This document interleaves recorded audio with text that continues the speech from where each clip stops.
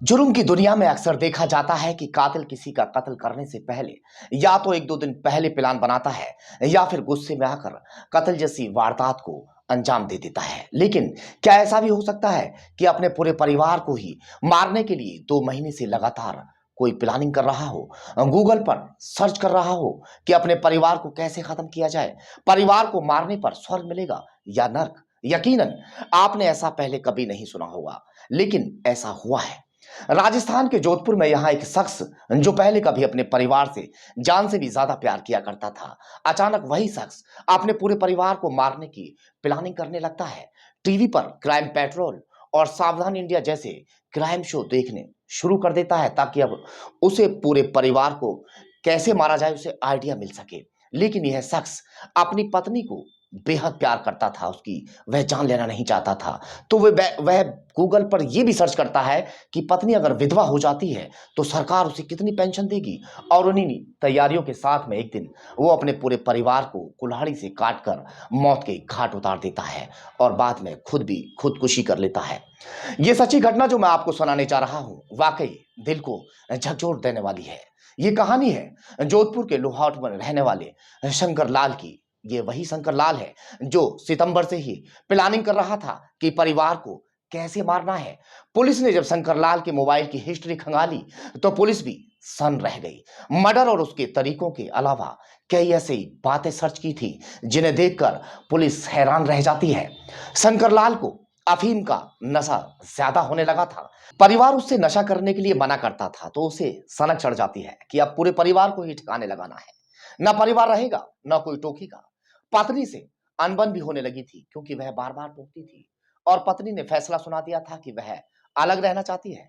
अफीम के नशे की इसी सनक से वह सितंबर से ही मर्डर की प्लानिंग करने लगता है। वह क्राइम पेट्रोल और सावधान इंडिया की क्राइम सीरीज देखना शुरू कर देता है कि किस तरह से परिवार का आसानी से मर्डर किया जा सकता है। सितंबर अक्टूबर में गूगल पर मर्डर की प्लानिंग करता है। नींद की गोलियां और जहर लेकर भी कई बार सर्च करता है। शंकर ने ठान लिया था कि हर हाल में उसे अपने परिवार को ठिकाने लगाना है। वह डर भी रहा था कि हत्या के बाद क्या होगा। उसने गूगल पर सर्च करना शुरू किया कि परिवार को मारने के बाद क्या उसे स्वर्ग मिलेगा या वो खुद नर्क में चला जाएगा। उसके दिमाग में चल रहा था कि उन्हें पहले नींद की गोलियां देनी है और फिर जहर देना है ताकि कोई भी जिंदा ना बच पाए। सर्च किया कि सबसे अच्छी नींद की गोली कौन सी है। इसके साथ ही जानकारी जुटाता है कि सबसे ज्यादा जहर कौन सा है। इन नींद की गोलियों और असरदार जहर को लेकर कई जानकारी इंटरनेट से जुटाने के बाद में कि किस तरह से कौन सी चीज ज्यादा असर करेगी, पूरी ट्रेनिंग लेने के बाद अब इंतजार उसका खत्म हो चुका था। बेसब्री से जिस घड़ी का वो इंतजार कर रहा था कि अपने परिवार को किस तरह से खत्म करना है, बाजार जाता है, पूरे परिवार को एक साथ इकट्ठा करता है और बाजार से शिकंजी का सामान लेकर आता है।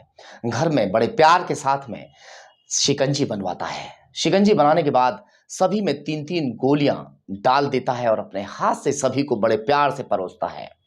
जैसे ही सभी लोग शिकंजी पीते हैं, शिकंजी पीने के बाद थोड़ी ही देर के बाद में सभी लोग नशे के आगोश में चले जाते हैं। मगर जो पिता हैं वो खेत पर काम कर रहे थे। सभी को वहां बेहोशी की हालत में छोड़कर वो खेत पर नंगी कुल्हाड़ी हाथ में लेकर पहुंच जाता है और बिना कुछ बात किए अपने पिता पर ताबड़तोड़ वार करने शुरू कर देता है। गंभीर रूप से घायलों ने छोड़कर वो देखता है कि अब ये बचेंगे नहीं तो वहां से वो भाग लेता है। सीधा घर पहुंचता है कि किसी को जिंदा नहीं छोड़ना है, कोई वहां से चला ना जाए। वहां आने के बाद में अपनी मां को देखता है। मां जैसे ही सामने होती है, मां पर भी ताबड़तोड़ वार करने शुरू करता है और उसे वहां से उठाकर पानी की टंकी में डाल देता है। उसके बाद में अपने बड़े बेटे पर ताबड़तोड़ कुल्हाड़ी से वार करता है।